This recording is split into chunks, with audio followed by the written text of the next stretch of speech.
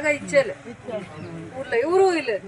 యాడెత్తితేను ఇండ్ల దగ్గరగా మీకు నలుగురికి అనుకూలమయ్యే జాగాలో ఒక ఫిల్టర్ వేయాలా, తాగే నీళ్ళు వేయాలా, 4 కిటాలు వచ్చిండాను 5 కిటాలు వచ్చిండాను ఊరికి అన్నాడు. నాకు జాగా ఇవ్వలేదు. ఊర్లో ముందరికి ఎవరు పెద్ద మనిషి వచ్చి ఓ ఊరు అన్నాక ఒక స్కూల్కో అంగన్వాడీకో నీళ్ళకో తాగే నీళ్ళకో దానము ధర్మము చేస్తూ ఉంటాయి. ఆ కాలంలో అదే ధర్మం. ఊర్లో పెద్దోళ్ళు అంతా వచ్చి ఈ కాలం ఎట్లయిందంటే ఊరికి నీళ్ళు తాగే నీళ్ళు ఇస్తాను, మీ ఊరికి తాగే నీళ్ళు ఇస్తాను, 10 లక్షలు ఫిల్టర్ వేస్తానంటే జాగా ఇలేదు. చాలా కష్టమాయ. ఎప్పుడూ తిడతా ఉంటుంది ఎప్పని, ఎప్పుడు ముక్కుమిచ్చి మాట్లాడుతూ ఉండలేదు. ఎప్పుడే దానం చేసి ముక్కుమిచ్చి మాట్లాడుతూ ఉండలేదు. కోపము ఎవడంటే అప్పుడు మాట్లాడేస్తాడు, ఏమో చెప్పేస్తాడు ఆత్రం పడి. నేనేమి తిరిగి చెప్పేకయ్యలే, నేనేం చేస్తుంది మా ముక్కుమిచ్చి ఆపొద్దు. నేను మాట్లాడలేదు మేడం, ఎప్పుడు నన్ను కసురుకుంటుంది, నన్ను ముక్కుమిచ్చి మాట్లాడలే అని బేజారు పడేది. ఎలా అంటే మీకు చెప్పిపోవాల. చాలా కష్టమాయ. ఫిల్టర్ వేసేవరకు రాకూడదు, వీడికేమో పని చేసేవరకు రాకూడదు అనుకుంటే ఎవరన్నా ముందరికి వస్తారు అని ఎన్ని కిత్తాలు ప్రయత్నం చేస్తే కాలేదు. ఏమన్నా చెప్పిండదు మీకు. ఈ పంచాయతీ అధ్యక్షులు ఉన్నాడు, పని చేసిండాడు, లేక ఉన్నాడు. ఈ ఊర్లో ఇట్లా తొందర ఉంది, ఇట్లా ఉంది, చేసి పోవాలమ్మను మాట ఇచ్చిండాం పెద్దోళ్ళకి ఊళ్ళో అందరి ముందు అని చెప్తా ఉండే. నాకు అవకాశం కాలేదు. 2 ఏళ్ళు కొట్టే తాగే నీళ్ళు. అందుకే వీళ్ళకి చెప్తే నాకు వీళ్ళు చూసే పాటికి తెల్లబట్టలు వేసుకొని ఎప్పుడు వస్తారు. సరే స్వామి, ఊరికి అది తెలుసుకోవాలి కదా, మీరు ఊర్లో ఏం నడిచింది అని తెలుసుకోవాలి కదా. అందుకే ఊరోళ్ళని ఎవరిని చేర్పించిండావప్ప, ఊరోళ్ళని ఎవరిని చేర్పించిండావు, జనాలు చేర్పించిండావా అని అందుకే అడిగితే వచ్చిన తక్షణం. నేను అప్పుడే వచ్చింటే అర్జెంటుగా పైడిస్తూ ఉంటుంది. నేను అన్ని కార్యక్రమాలు ముగించుకొని వచ్చేది లేట్గా వస్తుంది. ఒక సాగుకు పోతుంది, దేవస్థానం పోతుంది, ఇంకా ఏదో పని ఉండి అంతా ముగించుకొనే వస్తుంది. ఇప్పుడు నాకు 10 నిమిషాలు లేట్ అయితేను పర్వాలేదు, ఇప్పుడు లేట్ అయితే పర్వాలేదు. అప్పుడైతే లేట్ అయితే ఉండలేదు. జల్దీ కత్తిరియండా ఇచ్చేయండా అని పైడిస్తూ ఉంటుంది నేను. ఇప్పుడు నేను పోయాలి. అర్థం చేసుకోండా ఆ కాలం ఎట్లుండే. దేవస్థానం జాగా ఇస్తూ ఉంటారు, స్కూల్కి జాగా ఇస్తూ ఉంటారు. ఒక మంచి దానికి షెడ్ దానికి ఎవరికో ఒక ఇల్లు లేదంటే నా జాగాల్లో కట్టుకుంటూ ఉంటుంది. ఈ కాలం ఎట్లుంది చూడండి. ఊరికి రోడ్ వేయాలంటే అడుక్కోవాలా, ఈడ రోడ్ దుడ్లేసిండాము, దావిడిచేయండావు, నలుగురికి అనుకూలం కావాలని అడుక్కొని మేము పని చేయట్ల ಪರಿಸ್ಥಿತಿ వచ్చింది. కానీ ತಿಡ್ತಾ ಉಂಟು ಇಪ್ಪತ್ತಿಟ್ಟಲೆ ಅವಾಗ ನಮ್ಗೆ ಯೋಚನೆ ತಲೆ ಬಂದಿದ್ದು ಆರ್ ಟಿ ಆಫೀಸಿಗೆ ಜಾಗ ಕೊಡಬೇಕು, ಗ್ರ್ಯಾಂಟ್ ತರಬೇಕು ಅಂತ. ಅದರಿಂದ ಒಂದು ಒಳ್ಳೆ ಆಫೀಸರು ಓಡಾಡಿದ್ದಾರೆ. ಆರ್ ಟಿ ಆಫೀಸರು ಜಾಗ ಕೊಡೋ ಹೊತ್ತಲ್ಲಿ ದುಡ್ಡೆಲ್ಲಿ ತರಬೇಕು, ಯಾರ ಹತ್ರ ಓಡಾಡಬೇಕು. ನಮ್ಮ ಸರ್ಕಾರ ಇಲ್ಲದೆ ಇದ್ದಾಗ ನನಗೆ ಎಲ್ಲ ದಾರಿನೂ ತೋರಿಸಿದ್ರು. ದುಡ್ಡು ತರಬೇಕಂದ್ರೆ ಜಾಗ ಹುಡುಕ್ಬೇಕಂದ್ರೆ ಮೂಲ ಬಂದಾಗೆಲ್ಲನೂ ಆರ್ ಟಿ ಆಫೀಸು ಎಲ್ರಿಗೂ ಅನುಕೂಲ ಆಗುತ್ತೆ. ದಿನ ಬೆಳಗ್ಗೆ ಆದರೆ ಜನಗಳಿಗೆ ಆರ್ ಟಿ ಆಫೀಸಲ್ಲಿ ಕೆಲಸ ಇರುತ್ತೆ. ಒಳ್ಳೆ ಅಧಿಕಾರಿ ಬಂದು ಕೂತ್ಕೊಂಡಿಲ್ಲ ಅಂದರೆ ಯಾರು ಬಡವ್ರಿಗೆ ಹೆಲ್ಪ್ ಮಾಡ್ತಾರೆ ಅಂತೆಲ್ಲ ಪದೇ ಬಂದಾಗೆಲ್ಲ ಹೇಳಿದಾಗ ನಾನು ದಾರಿ ಹುಡುಕಿದ್ದು ನಿಜಾನೇ. ಆಮೇಲೆ ನಾವು ಗ್ರ್ಯಾಂಟ್ ತಂದ್ವಿ. ಅದಕ್ಕೆ ಎಲ್ಲ ಆಫೀಸುಗಳಿಂದ ನೋಡೋಕ್ಕೂ ಒಳ್ಳೆ ಜಾಗದಲ್ಲಿ ಇರೋದಕ್ಕೂ ಅದೇ ಒಂದು ನಂಬರ್ 1 ಆಫೀಸ್ ಆಗಿದೆ. 25ನೇ ತಾರೀಕು ಇರುವಂಥದ್ದು 28ನೇ ತಾರೀಕಿಗೆ ಡೇಟ್ ಹೋಗಿದೆ. ಒಳ್ಳೆ ಕೆಲಸ ಮಾಡಿದಾಗ ಒಪ್ಕೊಂಡ್ಬಿಡ್ಬೇಕು. ನಾಳೆ ಇವರಿಂದ ಇನ್ನು ಜನ ಸ್ಫೂರ್ತಿ ಹೊಂದಿಸ್ತಾರೆ. ಇವರಲ್ಲಿ ಜಾಗ ನಾನು ಏನಾದರೂ ಹುಡುಕ್ಬೇಕಂದ್ರೆ ಆರ್ ಟಿ ಆಫೀಸ್ಗೆ ಇನ್ನು ಮೇಲೆ ಸಣ್ಣ ಪುಟ್ಟ ವಿಚಾರಕ್ಕೆ ಅಸಮಾಧಾನ ಆಗಿರುತ್ತೆ. ಅದಕ್ಕೆ ಪಕ್ಕಕ್ಕಿಟ್ಟರೆ ಜಾಗ ಏನಾದರೂ ನಾನು ಆರ್ ಟಿ ಆಫೀಸ್ಗೆ ಹೋಗಿದ್ದೀನಿ ಅಂದರೆ ಇವರೇ ಮೂಲ ಕಾರಣ. ಅದಾದಮೇಲೆ ಊರಲ್ಲೂ ಕೂಡ ದೇವ್ರ ಕೆಲಸ ಮಾಡ್ತಾರೆ. ಮನೆಯಲ್ಲಿ 3 ದಾರಿ ಹೇಳಿ. ಆಮೇಲೆ ದಾರಿದು ಇಲ್ಲಿಂದ ರೈಲ್ವೆ ಸ್ಟೇಷನ್, ಕೋರಮಂಡಲ ರೈಲ್ವೆ ಸ್ಟೇಷನ್ಗೆ 2 ಕಿಲೋಮೀಟರ್ ಆಗುತ್ತೆ.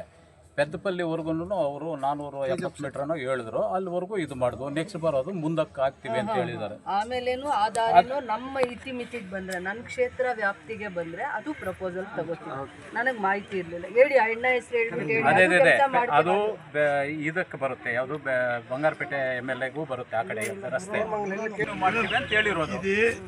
మీకు దేవస్థానంలో చెప్తే సింపుల్ 10 కిలోమీటర్లు MLA ಅವ್ರ ದಯೆಯಿಂದ 6 ಪ್ಲಾಂಟ್ ದಿನ ಬಂತು. ಮುಂಚೆ ಒಂದು ಬಂತು, ಅದೆಲ್ಲ ಹೋಯ್ತದು. ಅದು ಯಾವಾಗ 10 ವರ್ಷ ಆಯ್ತದು. ಅದರದ್ದು ಏನೋ ಪೇಪರ್ಗಳು ಹಾಕಿ ಇದನ್ನು ತೋರಿಸ್ತಾರೆ. ಇದು ಇವತ್ತೇ ಓಪನ್ ಆಗಿರೋದು. ಅದರಿಂದ ಇವಾಗ ಮೇಡಮ್ನವರು ಒಂದು 50 ಲಕ್ಷದಿಂದ 65 ಒಂದು RO ಪ್ಲಾಂಟ್ ಆಯ್ತು ಊರಲ್ಲಿ. ಅದ್ರದ್ದು ರಿಪೇರಿ ಮಾಡಿದಿರ ಅದು ಹೋಯ್ತದು. ಶೇಷಾದ್ರಿ ಅಂತ ಇಂಜಿನಿಯರ್ ಇದ್ರು, ಅವ್ರ ಹತ್ರ ಒಂದು 100 ಸಲ ಸುತ್ತಿ ಅವರು ಅದನ್ನು ರಿಪೇರಿ ಮಾಡಿಲ್ಲ. ಇದು ಇವತ್ತೇ ಓಪನ್ ಮಾಡಿಕೊಡ್ತಾ ಇರೋದು. ಕೇಳ್ಕೊಂಡು ಮೇಡಮ್ನವ್ರಿಗೆ. ರಸ್ತೆಗಳು ಅಷ್ಟೇ ನಮ್ಮೂರಲ್ಲಿ ಇವಾಗ ಒಂದು 50ರಿಂದ 65 ಲಕ್ಷ ರೂಪಾಯಿ ಆಗಿದೆ. ಇವಾಗ ಮಾಡಬೇಕು. ಅವು ಎಲ್ಲಿಂದ ಎಲ್ಲಿಗೆ ಅದು GPS ಆಗಿದೆ. ಎಲ್ಲಿಂದ ಎಲ್ಲಿಗೆ ಫಸ್ಟ್ ಹೇಳಿದ್ದಾರೆ ಅವರು. ಎಲ್ಲಿಂದ ಎಲ್ಲಿಗೆ ರಸ್ತೆ ಅನುಕೂಲ ಆಗುತ್ತೆ, ಎಲ್ಲಿಂದ ಎಲ್ಲಿಗೆ ಅನುಕೂಲ ಅಲ್ಲ ಅಷ್ಟು ಮಾತಾಡಿ. ಆಗಿರೋ ಕತೆ ಮಾತಾಡಬೇಡಿ. ಈಗ ಒಂದು 10 ಲಕ್ಷ 20 ಲಕ್ಷ ಅನುದಾನ ಬಂದಿದೆ, ಆ ಕೆಲಸ ಆಗುತ್ತೆ ಬಿಡುತ್ತೆ ಅದು ಬೇಡ, ಅದ್ರ ಪ್ರಶ್ನೆ. ನಿಮಗೆ ಬೇಡಿಕೆ ಏನಿರೋದು, ಇದು ಸಾಕಾಗತ್ತಾ ಸಾಕಾಗಲ್ವಾ ಆಮೇಲೆ ಪ್ರಶ್ನೆ. ಒಂದು 20 ಲಕ್ಷದ ಕೆಲಸ ಆದರೆ ಆಗಲಿ, ಅದು ಇನ್ನು ಮಿಕ್ಕಿದ್ದು ಯಾವ್ದು ನೀವು ಬೇಡಿಕೆ ಇಟ್ಟಿದ್ದೀರಾ ಅದು ಎಲ್ಲಿಂದ ಎಲ್ಲಿಗೆ ಹೆಂಗೆ ಅನುಕೂಲ ಆಗುತ್ತೆ ಅದನ್ನು ಮತ್ತೆ ಜ್ಞಾಪಕ ಇದೆ. ಆದರೆ ರೋಡ್ ಯಾವುದು ಪಂಚಾಯತಿಯಿಂದ ಮಾಡೋ ದಾರಿನ ನಕಸಲ್ಲಿದೆ ಮೇಡಮ್, ನಕಸಲ್ಲಿದೆ ಯಾವಾಗೋ ಮಾಡಿ ಮಂಡಲ್ಗೆ ಒಂದು ದಾರಿ ಇದೆ ಹೋಗುತ್ತೆ, ಅದು ಇಲ್ಲೆಲ್ಲ ಇಷ್ಟು ಜನಕ್ಕೆ ಅನುಕೂಲ ಆಗುತ್ತೆ ಅಂತ ನನ್ನ ಹತ್ರ ಒಂದ್ಸತಿ ಇಲ್ಲಿ ಊರಿಗೆ ಬಂದಾಗ ಹೇಳಿದ್ದೀರಾ. ಆಮೇಲೆ ಪದೇ ಪದೇ ನಿಮ್ಗೆ ಅದು ದಾರಿ ಬೇಕು ಅವಶ್ಯಕತೆ ಇದೆ ಅಂತ ಯಾವತ್ತಾದ್ರೂ ನಾನು ಮೇಡಮ್ ಹೇಳಿದ್ವಿ. ವೆಂಕಟೇಶ್ವರ ದೇವಸ್ಥಾನ ಹತ್ರ ಒಂದ್ಸರಿ ಹೇಳಿದ್ವಿ, ಎಲ್ಲಿ ದೇವಸ್ಥಾನದ ಹತ್ರ. ನೀವು ಊರವ್ರಂದ ಜನ ಒಂದ್ಸತಿ ಹೇಳಿರ್ತೀರಪ್ಪ, ದಿನ ಟೂರ್ಗೆ ಹೋಗೋ ಇವ್ರ ಗಮನಕ್ಕೆ ತಂದಿದ್ದೀರಾ ನೀವು? ಇವತ್ತು ಮಾತಾಡೋದನ್ನ ನೀನು ಲಿಮಿಟ್ ಮಾಡು. ಇವತ್ತು ನಾನು ಒಂದು ಒಳ್ಳೆ ಕೆಲ್ಸಕ್ಕೆ ಬಂದಿದ್ದೀನಿ, ನಿಮ್ಮ ಊರಿಗೆ ಒಳ್ಳೆ ಕೆಲ್ಸಕ್ಕೆ ಬಂದಿದ್ದೀನಿ, ಅದ್ರಲ್ಲಿ ನಿಂಗೆ ತೃಪ್ತಿ ಇದೆಯಾ ಇಲ್ವಾ? ಇದೆ ಮೇಡಮ್. ಒಂದು 10 ಲಕ್ಷದ ಕೆಲಸನೂ ಮಾಡಿರ್ತೀವಿ, 10 ಲಕ್ಷದ್ದು 20 ಲಕ್ಷದ್ದು ನೀನು ಹೇಳಿದ್ದೋ ಇವ್ರು ಹೇಳಿದ್ದೋ ಯಾರೋ ಹೇಳಿದ್ದು ಮಾಡಿಬಿಟ್ಟಿದ್ದೀನಿ, ಅದು ಮಾಡಿಸ್ಕೊಳ್ಳಿ. ಅದಾದ್ಮೇಲೆ ಇದ್ರ ಅವಶ್ಯಕತೆನೂ ಇದೆ, ಇದು ಮಾಡಿ. ನಮಗೆ ಗೊತ್ತಿಲ್ಲ ಇದು PWD ರೋಡೋ RDPR ರೋಡೋ ಪಂಚಾಯತಿ ರೋಡೋ ನಕಾಸೆ ರೋಡೋ ಗೊತ್ತಿಲ್ಲ, ಕೇಳೋ ರೀತಿ ಇರುತ್ತೆ. ಅದಾದ್ಮೇಲೆ ಊರಲ್ಲಿ ನೀವು ಮಾತಾಡೋದೆಲ್ಲ ಸರಿ ಅಂದರೆ ನಾನು ಒಪ್ಕೊಳ್ಳಲ್ಲ. ಊರಲ್ಲಿ ಇಷ್ಟಗ್ಲ ಜಾಗ ಕೊಡಲಿಲ್ಲ ಫಿಲ್ಟ್ರ್ ಹಾಕ್ತೀವಿ ಅಂದರೆ, ಅಂಗನವಾಡಿ ಹಾಕ್ತೀವಿ ಊರೊಳಗಡೆಗೆ ಫಿಲ್ಟ್ರ್ ಹಾಕ್ತೀವಿ ಅಂದರೆ 2 ವರ್ಷ ಒದ್ದಾಡಿದ್ದು, ಜಾಗ ಕೊಟ್ಟಿಲ್ಲ, 10 ಲಕ್ಷ ಹಂಗೆ ಇತ್ತು. ಕೊನೆಗೆ ಈ ಊರಿಗೆ ಬರೋಕ್ಕೆ ದಾರಿನೇ ಇಲ್ಲದೆ ಇದ್ದಾಗ ಯಾರನ್ನೋ ಗಲಾಟೆ ಮಾಡಿ ಇವ್ರು ನಾವು ಮಾತಾಡ್ತಿರ್ಲಿಲ್ಲ. ಆಗಲೇ 1.5 ವರ್ಷ ಆಗಿತ್ತು, ಕೋಪ ಮಾಡ್ಕೊಂಡಿದ್ವಿ ಇವ್ರ ಮೇಲೆ. ಇವರು ದಾರಿ ಕೊಟ್ಟ ಮೇಲೆ ಇವ್ರ ಜಾಗದಲ್ಲಿ ನಾವು ಫಿಲ್ಟ್ರ್ ಹಾಕಿ ಇವತ್ತು ಬಂದಿದ್ದೀರ. ನಿಂತ ತಕ್ಷಣ ಮಾತಾಡೋದಲ್ಲ. ಊರಲ್ಲೂ ಏನು ಫಿಲ್ಟ್ರ್ ಕೇಳಿರ್ತೀರ, ದಾರಿ ಕೇಳಿರ್ತೀರ, ಲೈಟ್ ದಾರಿ ತೋರಿಸಿ ಎಲ್ಲಿ ಹಾಕ್ಬೇಕು? ನಾನು ಫಿಲ್ಟ್ರ್ ಕೇಳಿದ್ರಲ್ಲ, ನಾನು ಎಲ್ಲಿ ಹಾಕ್ಬೇಕು? ಯಾರ ಮನೆ ಮೇಲೆ ಹೇಳ್ತಾ ಇದೀವಲ್ಲ 5 ವರ್ಷದಿಂದ ಹೋಗ್ಲಿಲ್ಲ. ಮತ್ತೆ ದಾರಿ 100 ಮನೆ ಇರೋರು ಇಷ್ಟಾಗ್ಲ ಜಾಗ ಕೊಡ್ಲಿಲ್ಲ ಫಿಲ್ಟ್ರ್ ಹಾಕಕ್ಕೆ. ಮೊದ್ಲು ಹಿಂಗೆ ಇದ್ವ ಊರು?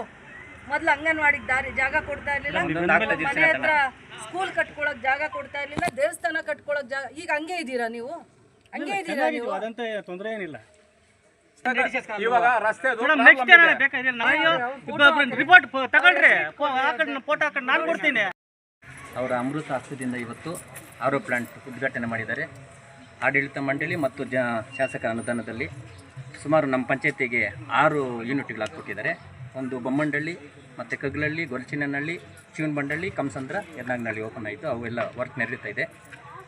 ನಮ್ಮ ಶಾಸಕರು ರಸ್ತೆಗಳಿರ್ಬೋದು, ಆರೋ ಪ್ಲಾಂಟ್ ಇರ್ಬೋದು, ಮತ್ತು ನಮ್ಮ ದಾರಿ ನಮ್ಮ ರಸ್ತೆ ಇರ್ಬೋದು, ಐಮಾಸ್ ಲೈಟ್ ಇರ್ಬೋದು, ಪ್ರತಿಯೊಂದು ಊರಿನಲ್ಲಿ ಏನೇನು ಕುಂದುಕೊರತೆ ಇದೆ ನನಗೆ ಮಾಹಿತಿ ಕೊಡಿ, ನಾನು ಆ ಕೆಲಸ ಮಾಡಿಕೊಡ್ತೀನಿ. ನಾನು ಬರೋ ಅನುದಾನದಲ್ಲಿ ಎಲ್ಲೆಲ್ಲಿ ಇವಾಗ ಎಲ್ಲೆಲ್ಲಿ ರಸ್ತೆ ತುಂಬ ಹದಗಟ್ಟಿರುತ್ತೋ ಅಂಥ ಜಾಗದಲ್ಲಿ ಹಾಕಿ.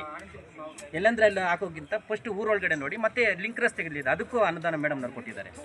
ನಮ್ಮ ಪಂಚಾಯತಿಗೆ 60 ಲಕ್ಷ ಕೊಟ್ಟಿದ್ದಾರೆ. ಅದು ಲಿಂಕ್ ರಸ್ತೆಗಳಿಗೆ ಎಲ್ಲೆಲ್ಲಿ ಈ CC ರೋಡ್ ಇರ್ಬೋದು, ಮತ್ತು ಊರಿಂದ ಊರಿಗಿರ್ಬೋದು ಅಂಥ ರಸ್ತೆಗಳಿಗೆ ಮತ್ತೆ ಅನುದಾನ ಕೊಟ್ಟಿದ್ದಾರೆ. ಎಲ್ಲ GPS ಆಗಿದೆ, ಕೆಲಸ ಸ್ಟಾರ್ಟ್ ಮಾಡ್ತೀವಿ. ಈಗ ಬಂದು ಈ ರಾಘವನ್ ತೋರಿಸಿದ್ದಾರೆ, ಇಲ್ಲಿಂದ 15 ಲಕ್ಷ GPS ಮಾಡ್ಕೊಂಡು ಹೋಗಿದ್ದಾರೆ. ಕಾಂಟ್ರಾಕ್ಟ್ ಬಂದು ಇಲ್ಲೇ ಇದ್ದಾರೆ ಅಂಜಿ ಅಂತ ಕಾಂಟ್ರಾಕ್ಟ್, ಅವರೆಲ್ಲ ನೋಡಿದ್ದಾರೆ. ಮತ್ತು ಅದು ಇನ್ನು ವಾರದಲ್ಲಿ ಸ್ಟಾರ್ಟ್ ಆಗುತ್ತೆ. ಆ ರಸ್ತೆ ನೋಡಿ ಇದು ಮತ್ತೆ ಪೆದ್ದಪಲ್ಲಿ ರಸ್ತೆವರೆಗೂ ಅದೊಂದು ಲಿಂಕ್ ರಸ್ತೆ ಕೊಟ್ಟಿದ್ದಾರೆ. ನಮ್ಮ ಶಾಸಕರು ನಾವೆಲ್ಲ ಹೋಗಿ ಏನು ಬೇಡಿಕೆ ಇಟ್ಟಿದ್ರು ಮೊದಲಿಗೆ ಯಾವ್ದು ರಸ್ತೆ ಹದಗೆಟ್ಟಿರುತ್ತೆ ಅದನ್ನು ಮಾಡಿ ಅಂತ ಹೇಳ್ಬಿಟ್ಟು ನಮಗೆಲ್ಲ ಸ್ಪಂದಿಸ್ತಾ ಇದ್ದಾರೆ. ನಾವೇನು ಕೆಲಸ ಬೇಕಾದ್ರೂ ಮಾಡ್ಕೋಬೋದು. ನಾವು ಇವಾಗ ಹೇಳ್ತಾನೆ ಕಾಂಟ್ರಾಕ್ಟ್ ಬರ್ತಾರೆ ಅವ್ರಿಗೆ, ಮತ್ತು ಅದನ್ನು ಮಾಡಿಕೊಡಿ ಅಂತ ಹೇಳ್ತೀವಿ. JCB ಕೆಲಸ ಅಂತ ಹೇಳಿದ್ರಲ್ಲ, ಅವ್ರ ಜೊತೆ ನಾವು ಇರ್ತೀವಿ. ಅದನ್ನು ಸ್ವಲ್ಪ ಏನು ಅರ್ಧ ಕಿಲೋಮೀಟರ್ ಅಂತೀವಿ, ಅದನ್ನು ಮಾಡ್ಕೊಡ್ತೀವಿ. ಒಂದು 10 ವರ್ಷ ಮುಂಚೆ ಒಂದು ವಾಟರ್ ಫಿಲ್ಟರ್ ಹಾಕಿದ್ರು ಅಶ್ವಿನಿ ಪೀರಿಯಡಲ್ಲಿ ಕೋಟದಲ್ಲಿ.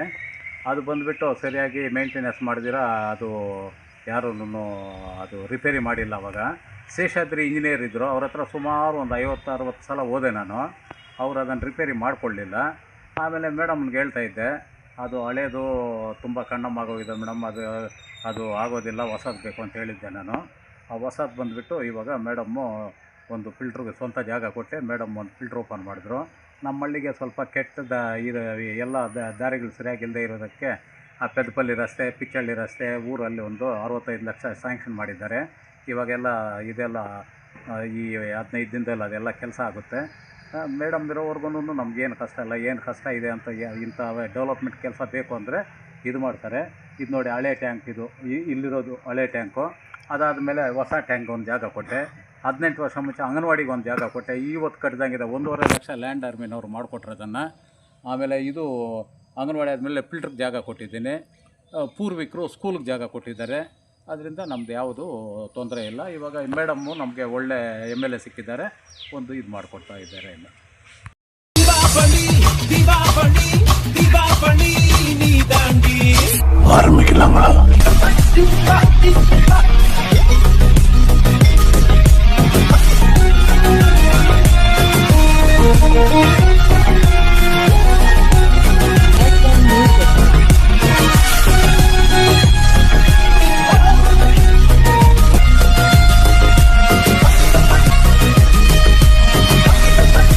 தரம் என்றும் நிரந்தரம், தரம் என்றும் நிரந்தரம், தரம் என்றும் நிரந்தரம்.